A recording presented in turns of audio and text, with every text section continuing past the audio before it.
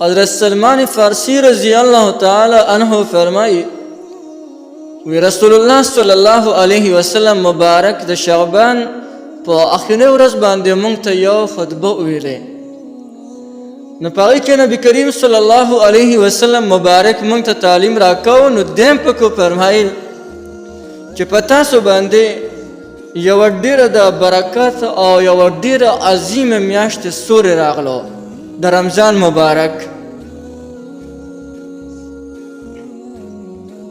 دا ډېره زیاته برکتناکه میاشت ده او په دې میاشت کې یو شپه ده چې هغه د زرو میاشتو نه بهتره ده او د دې روجې الله جل جلاله په تاسو باندې فرض کړي دي او د دې د شپې د قیام یعنی د تراویح وغیره د ستاسو دپاره د فرض نه لږ شاندې کم عبادت ګرځولی دی.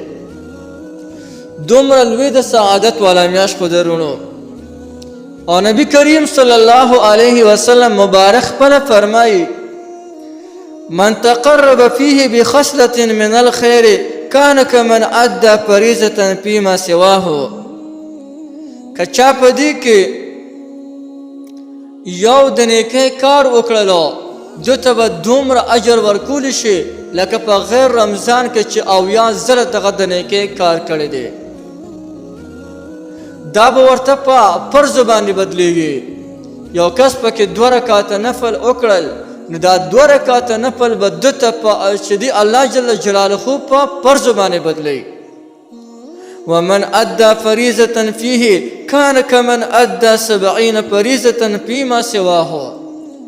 او کوم یو انسان چې په دې میاشت کې یوه فریضه ادا کړله یعنی یو فرض پکې ادا کړلو دو ته به الله دومره اجر ورکوي گویا چې دو په غیر رمضان کې او یا فرض ادا کړله.